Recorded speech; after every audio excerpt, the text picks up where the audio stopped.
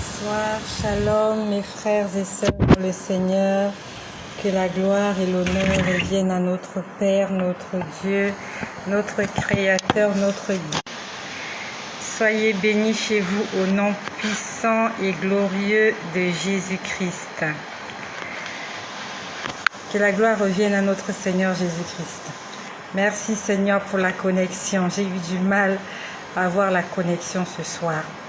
Ce soir, je vais vous faire un partage de toujours une expérience que j'ai vécue avec le Seigneur. Mais là, ce jour-là,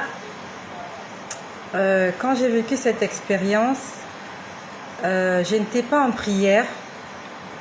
Le Seigneur n'était pas venu me prendre en esprit, mais j'étais en train de voir des choses. Et c'était un après-midi. Je me rappelle de cet après-midi-là comme si c'était hier. Les souvenirs sont encore très frais dans mes mémoires. Alors j'ai un problème de connexion. Je ne sais pas s'il y a quelqu'un qui me suit. Si vous me suivez, je vous prie de me faire un petit signe. Parce que j'ai un petit problème de connexion depuis tout à l'heure. Si vous pouvez me faire un petit signe, s'il vous plaît. Merci, gloire à Jésus. Donc j'aimerais vous parler aujourd'hui de quelque chose que le Seigneur m'avait montré, c'était un après-midi. J'étais dans ma cuisine, je ne sais plus ce que j'étais en train de faire, mais il avait commencé à me parler dans la cuisine. J'étais éveillée, je n'étais pas endormie. J'étais là debout à la cuisine en train de vaquer à mes occupations ménagères et c'est comme un écran en face de moi qui s'allume. Et cet écran-là, quand il s'allume, je vois au départ, une table. J'ai vu une très longue table. Quand je dis longue, elle était très longue. Elle quittait ma cuisine et elle allait jusqu'à perte de vue. C'est une table qui fait des kilomètres. Cette table était recouverte d'une nappe blanche. Autour de la table, c'était pas une table ronde, c'était une table, on va dire c'était une table rectangulaire. C'était une table rectangulaire qui quittait de quelques mètres de là où j'étais jusqu'au fond. Vraiment, ça allait à perte de vue. Je ne voyais pas là où s'arrêtait cette table. C'est une très longue table. Et autour de cette table, il y avait des chaises. Les chaises étaient de couleur rouge. Et quand je voyais ces chaises, j'avais l'impression que le tissu de ces chaises, c'est comme si c'était du velours. J'avais l'impression que les chaises étaient faites en velours. Et on va dire les bordures des chaises étaient dorées. Ça ressemble un peu aux chaises royales que nous avons sur le marché, mais sauf que celles-là, elles sont plus belles. Le tissu rouge, il est d'un rouge parfait. Il est d'un rouge, c'est vraiment du rouge. Vraiment du rouge. Et on va dire que sur le dossier de chaque chaise, il y avait des inscriptions dessus. Je ne sais pas en quelle langue c'était écrit, mais il y avait des inscriptions dessus sur le dossier. Je prends l'exemple là où je mets mon dos. Sur chaque chaise, il y avait une espèce de plaque dorée. Et sur cette plaque dorée, il y avait des inscriptions. C'était écrit comme du hiéroglyphe. En fait, je ne sais pas en quelle langue c'était écrit, mais il y avait des inscriptions sur chaque chaise. Je ne sais pas comment je le sais, mais je sais que ces inscriptions correspondaient à des identités. Ça correspondait à des noms des gens. La table était longue, à perte de vue. La nappe était blanche. Les chaises étaient de couleur rouge. Les bordures de ces chaises étaient dorées. Et sur cette grande table, on va dire cette longue table, sur cette longue table, il y avait des couverts. Il y avait des couverts. Quand je parle des couverts, il y avait des assiettes, il y avait des fourchettes, il y avait des couteaux, il y avait des cuillères. C'était comme une table normale, comme quand vous partez au restaurant. Mais cette table-là était prévue pour des milliers de gens. Parce qu'il y avait beaucoup de chaises. Beaucoup de chaises. Les chaises étaient identiques. Et sur le dossier de chaque chaise, il y avait une plaque dorée. Sur les plaques dorées, il y avait des inscriptions dessus. Et je sais que c'était les noms des gens. Il y avait des identités des gens écrits sur chaque chaise. Et les identités étaient différentes l'une des autres, les unes des autres. Sur les tables, il y avait des couverts, des assiettes, des fourchettes, des cuillères, des couteaux. J'ai vu aussi des verres. Et on va dire que de part et d'autre de la chaise, j'avais vu des hommes. Ça se passait un après-midi, aux environs de 15 heures, quand j'étais en train de voir cette vision-là. J'étais en train, je ne sais pas si je faisais la cuisine ou je lavais les assiettes, mais j'étais à la cuisine. Et à la place de ma fenêtre, j'étais en train de voir cette longue table-là. De part et d'autre de la table, il y avait comme des majordomes, comme lorsqu'on les voit dans les hôtels. Ils étaient portés, ils étaient habillés, on va dire qu'ils étaient habillés pareillement tous, comme des majordomes, avec la position des majordomes comme ça, ils ne bougeaient pas. Ils avaient une main devant et l'autre main derrière, comme ça, ils ne bougeaient pas. Lorsque le Seigneur m'avait montré cette image ce jour-là, dans l'après-midi, il m'a dit, regarde, la table est déjà prête. J'ai vu cette table-là, une très longue table. Il me dit, regarde, la table est déjà prête. Et après, il attire mon attention sur les majordomes qui étaient là. Ils étaient debout, ils ne bougeaient pas. Il me dit, est-ce que tu sais depuis quand ces gens-là, quand il me dit ces gens-là, je me parlais des majordomes. Il me dit, est-ce que tu sais depuis quand ces gens-là sont debout? Normalement, dans les hôtels ou dans les réceptions, les majordomes sont là quelques instants avant que les invités n'arrivent. En fait, ils sont là pour servir les invités. Lorsque les invités s'installent, ils sont là pour demander le goût de chacun et les servir. Mais les majordomes étaient debout, de part et d'autre de la table. Et le Seigneur me dit, est-ce que tu sais depuis quand ces gens-là sont debout? Puis après, que le Seigneur me rappelle, parce que je n'avais pas noté ça, j'avais juste sorti une photo. Quand je dis une photo, c'est une image. Et cette image, c'est celle-ci. Je vais vous la montrer. C'est cette image. Quand je vois cette image, je me rappelle de ce jour-là. En fait, normalement, ça devait être une horloge. Mais quand j'étais allée sur Internet, je n'avais pas trouvé l'image d'une horloge qui pouvait me rappeler ce que j'avais vu ce jour-là en vision. Après, je vois une horloge, une grande horloge. Lorsque je parle d'horloge, c'est une grande montre de couleur blanche.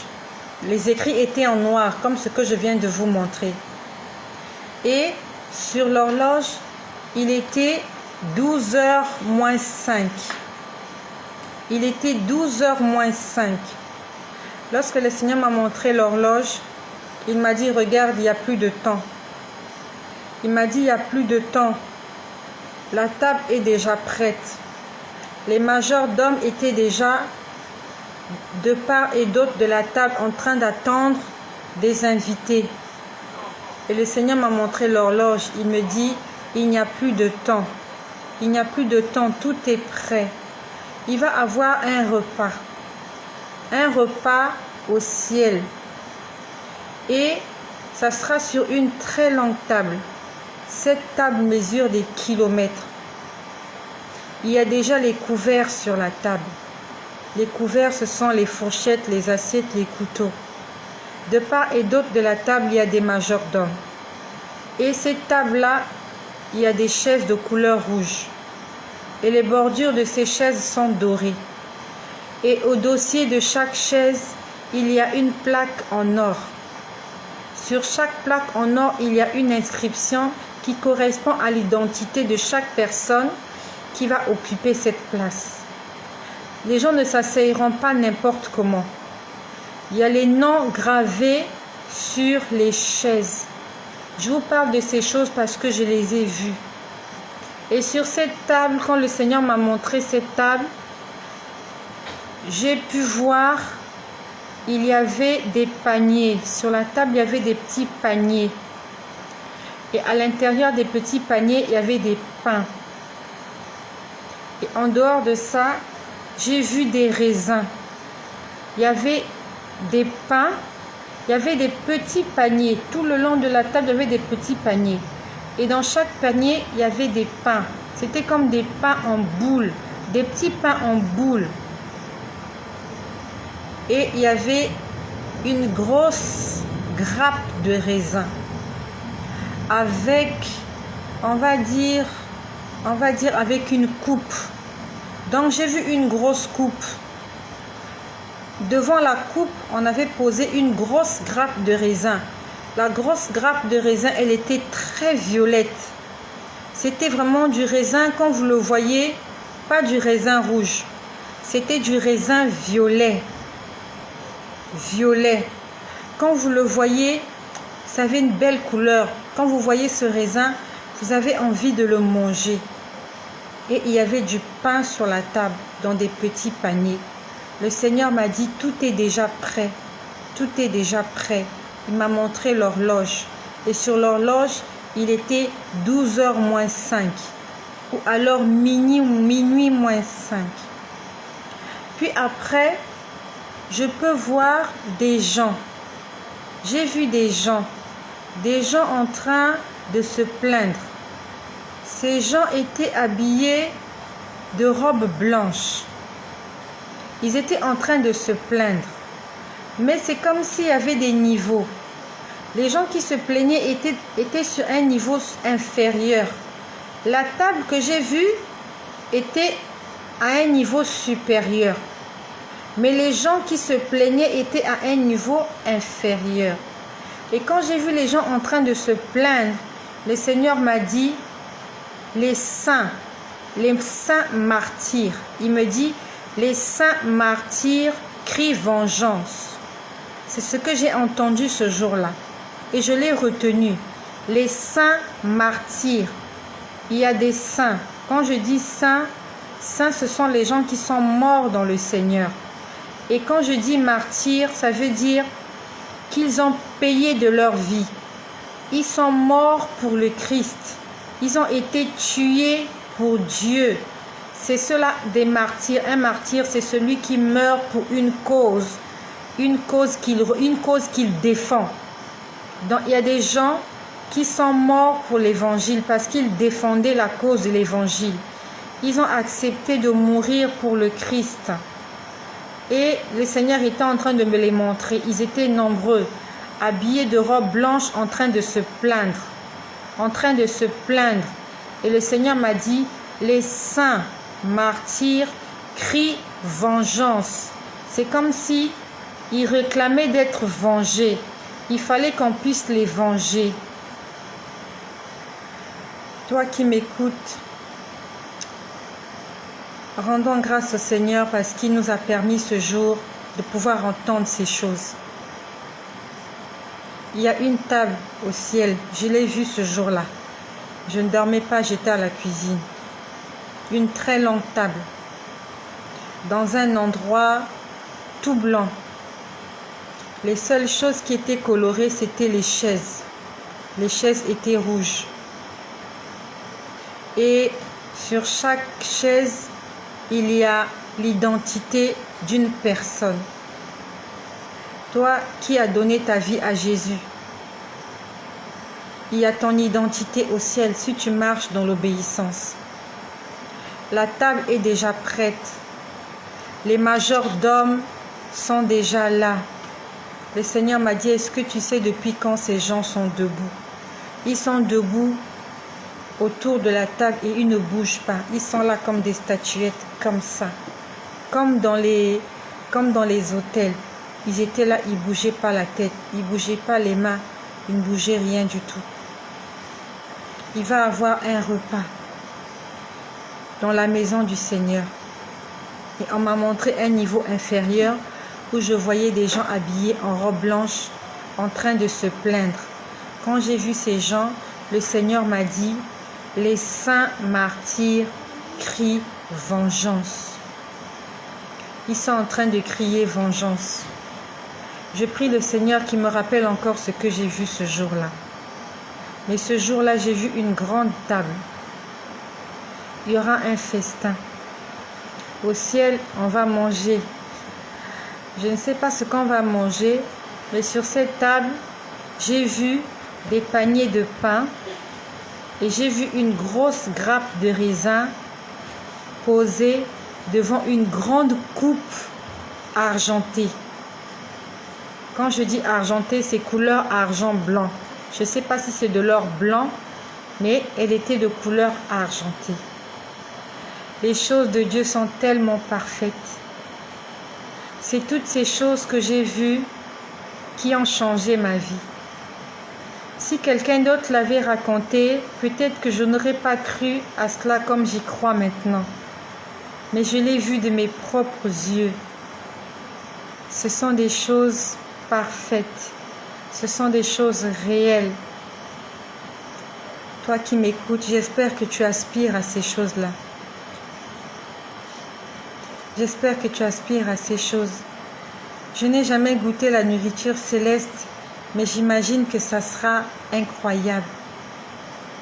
Quelle bêtise de pouvoir rater ce jour. Quelle bêtise. Alors que nous étions si proches du but. Nous étions si proches de Jésus. Nous pouvons perdre notre salut pour une petite erreur, pour une petite bêtise. Alors que ton nom est gravé sur cette chaise. Il y a une chaise au ciel qui t'attend. Et tu vas t'asseoir sur cette chaise. Tu vas manger avec le Seigneur. Mais à cause des choses de ce monde, nous allons peut-être rater ce repas. À cause des choses viles. À cause des choses périssables. À cause des choses éphémère, le vêtement là, il va rester. Si je le mets au feu, il va brûler. Ce corps là, c'est de la poussière. Les maisons dans lesquelles nous habitons, ce sont des tas de pierres. Il suffit juste d'une secousse sismique. Il suffit juste d'un petit tremblement de terre. Il suffit juste d'une petite explosion pour que les maisons s'écroulent. Il suffit d'un rien pour qu'une voiture puisse prendre feu. Juste un court-circuit au niveau de la batterie. Les voitures pour lesquelles nous mourons. Il y a des gens qui vendent leur corps pour les voitures. Il y a des gens qui vendent leur âme au diable pour les voitures. Une voiture peut prendre feu juste à la suite d'un petit court-circuit. Ça va commencer au niveau du moteur. Tu vas sentir la fumée. Tu vas sortir. Tu vas ouvrir le capot. Même si tu as un extincteur, tu ne pourras pas l'éteindre. La voiture va brûler. Tout le luxe qui est à l'intérieur va brûler. Tout le cuir qui est à l'intérieur va brûler. Et toi, tu as vendu ton âme à cause de cette voiture qui un jour finira par brûler, qui un jour finira par te tuer. Peut-être que tu vas même mourir à l'intérieur parce que tu feras un accident. Tu as vendu ton âme pour un véhicule. Tu as vendu ton âme pour un poste ministériel, pour un poste administratif. Tu as vendu ton âme pour le succès, pour avoir de l'argent. Il y a des gens qui acceptent de ne pas dormir la nuit, juste pour avoir du succès. Il y a des gens qui acceptent de manger n'importe quoi. Il y a des gens qui acceptent d'entretenir des relations avec n'importe qui avec n'importe quoi, juste pour de l'argent. Est-ce que nous avons besoin de vendre notre âme au diable pour avoir les richesses de cette terre? Pour avoir les richesses de cette terre, nous avons juste besoin de travailler. Tu vas travailler, avoir un salaire. Si ton salaire est domicilié à une banque, si tu demandes un crédit, on va te l'octroyer. Tu peux construire ta maison. Tu peux te marier avec tes crédits. Tu peux t'acheter des voitures avec ton crédit.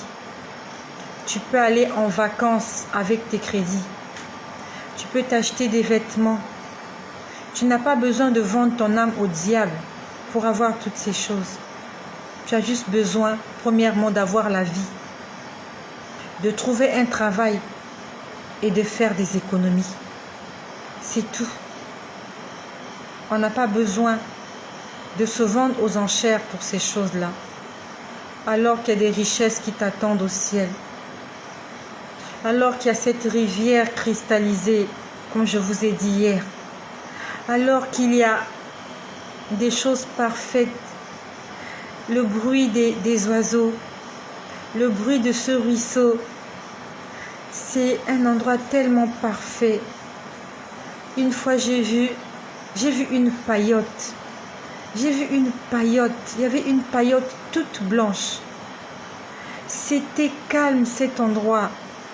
On entendait que le bruit des oiseaux et le bruit de l'eau qui coule. Il y a toujours le bruit de l'eau qui coule. Je ne sais pas quelle est cette eau qui coule, mais c'est un bruit tellement reposant. C'est tellement reposant. Et je vous dis, ces choses, elles sont vraies. Ce ne sont pas des supercheries. Ce n'est pas de l'imagination. Ce sont des choses que Dieu m'a montrées.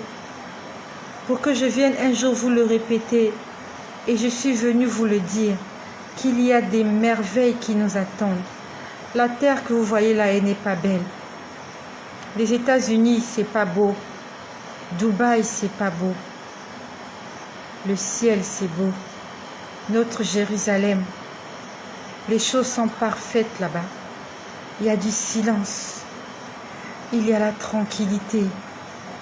Il y a le repos de l'âme. J'aimerais que tu puisses aspirer à ces choses. Et si tu n'y crois pas, dis Seigneur, montre-moi ces choses. J'ai envie de voir ces choses. J'ai envie de goûter à ces choses. Donne-moi envie d'entrer dans ton éternité et Dieu va te le montrer. Quand j'y pense,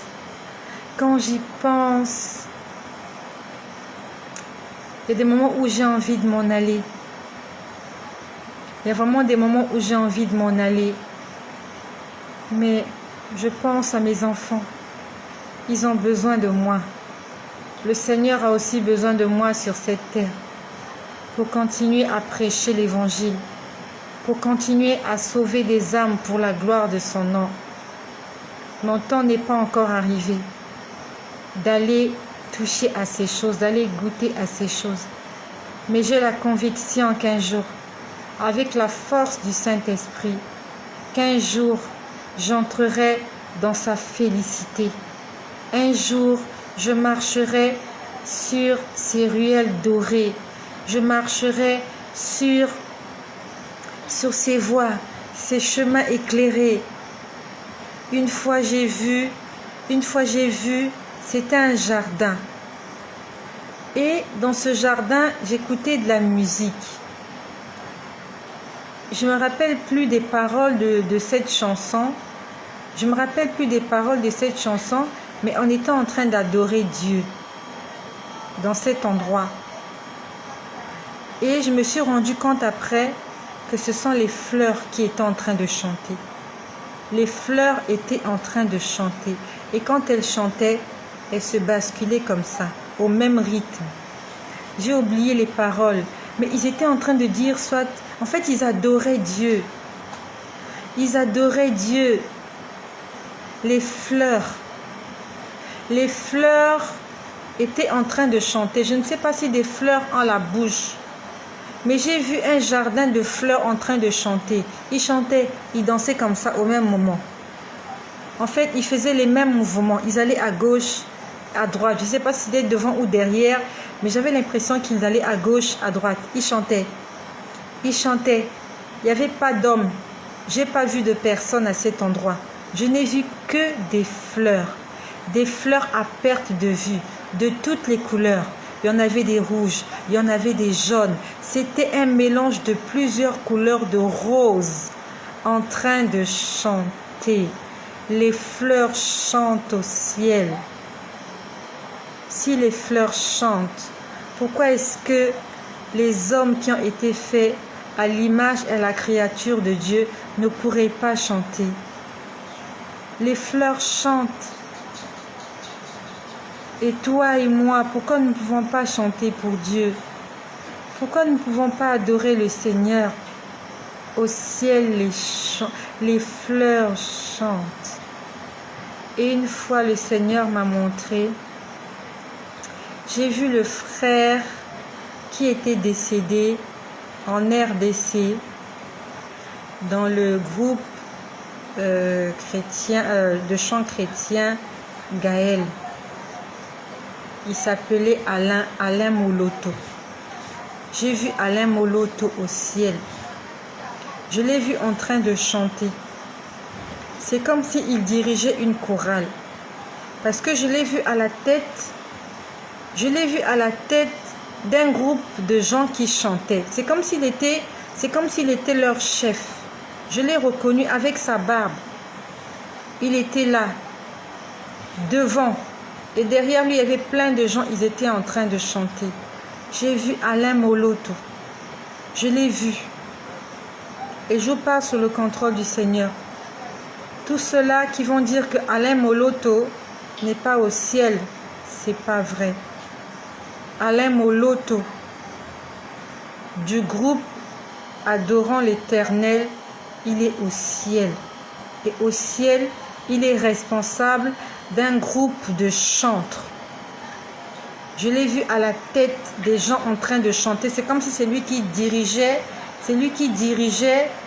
à cet endroit-là. Je ne sais pas si c'est un département, mais je l'ai vu devant et derrière lui, il y avait plein de gens en train de chanter et c'est lui qui dirigeait les opérations.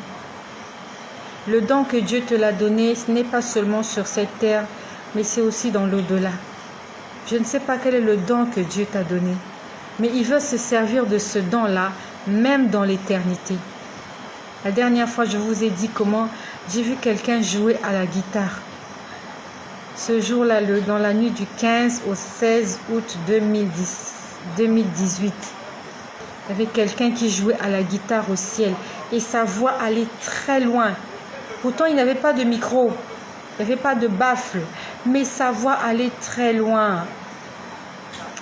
Il chantait « Gloire, gloire, gloire à l'agneau,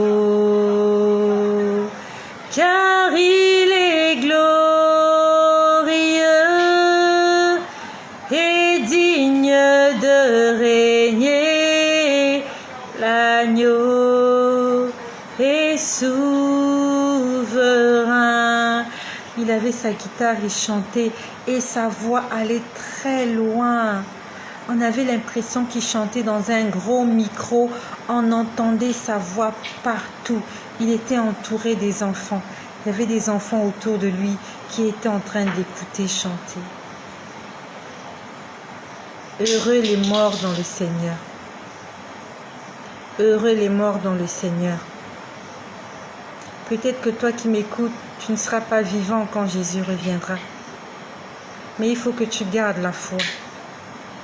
Il faut que tu combattes le bon combat. Il faut que tu termines la course en vainqueur. Afin que le Seigneur puisse dépêcher un ange pour venir te chercher. Et que tu puisses entrer dans sa majesté. Les choses de ce monde sont trompeuses. Combien de personnes vont rater le ciel à cause des pourritures qu'il y a ici. Les voitures pourries, les vêtements pourris, l'électricité pourrie, l'eau polluée, les maladies, le Covid, la méchanceté, les hommes impudiques, les hommes adultères, les hommes trompeurs, les amis colériques, les gens qui murmurent, qui critiquent, qui chuchotent, la pédophilie, l'homosexualité. Tu vas perdre l'éternité pour la télévision, à cause de la télé, à cause d'Internet, à cause des boissons alcooliques, à cause de la sexualité. Tu vas perdre toutes ces belles choses que Dieu t'a réservées à cause des bêtises qu'il y a sur cette terre. Réfléchis. Réfléchis, mon ami. Est-ce que ça vaut la peine de perdre son salut pour les bêtises qu'il y a ici? Les belles maisons, tu vois une belle maison, quand tu entres à l'intérieur, ça sointe quand il pleut. Tu vois une belle voiture à l'intérieur, il n'y a même pas la clim. Tu vois une belle femme, comportement négatif. Tu vois un bel homme dans la rue, tu le convoites. Quand tu deviens sa femme, tu regrettes. Il est impoli. Il te tape. Il te trompe. Pire encore, il ne s'occupe même pas de toi. Est-ce que ça vaut la peine de s'accrocher à ces choses-là? Tu rêves d'aller en Europe, tu prends l'avion. Dans les airs, l'avion fait le crash, tu meurs. Ou tu arrives en Europe, tu te mets à faire des sales petits boulots.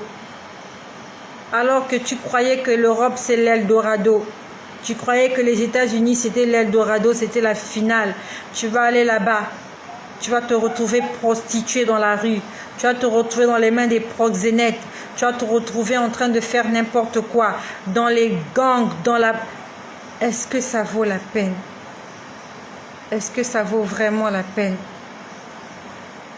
Beaucoup de gens sont morts aujourd'hui. Ils sont allés rendre compte à Dieu de la façon dont ils ont marché sur cette terre. Et tous les jours, les gens vont rendre compte. Ils se sont accrochés aux choses de ce monde. Quand ils quittent la terre, ils n'emmènent rien avec eux. Ils n'emmènent rien avec eux. Tu n'emmèneras rien.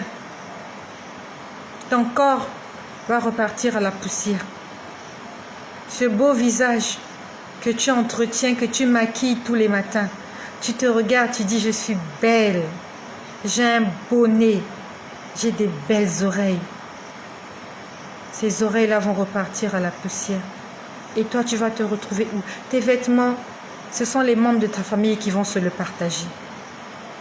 Ton argent en banque, ils iront prendre ça, ils vont se partager ton argent en banque. Ils vont t'acheter juste une petite robe avec des chaussettes et des gants et ils vont aller t'enterrer. Ils vont t'acheter un costume, des gants, des chaussettes, ils vont t'enterrer.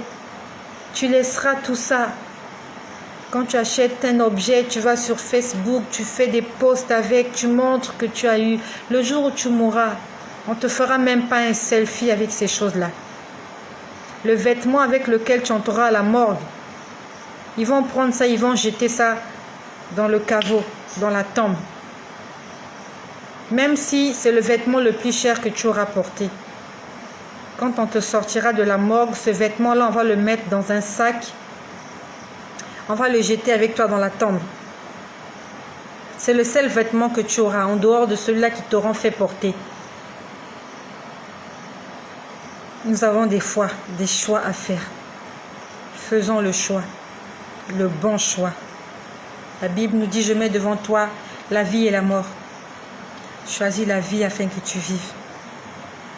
Soyez bénis chez vous.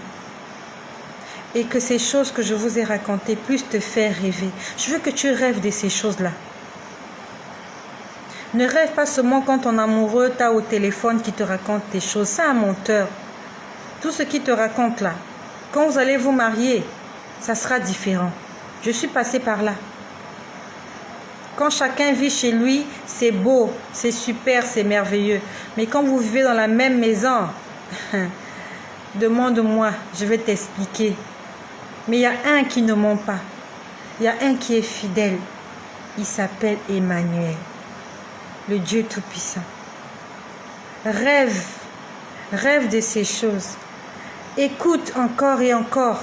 Ferme tes yeux, écoute encore ce que j'ai dit. Imagine-toi en train de te promener sur ces ruelles dorées, en train de regarder ce jardin de fleurs qui chante, en train de voir cette table où il y aura à manger. Au ciel, il y aura à manger à gogo.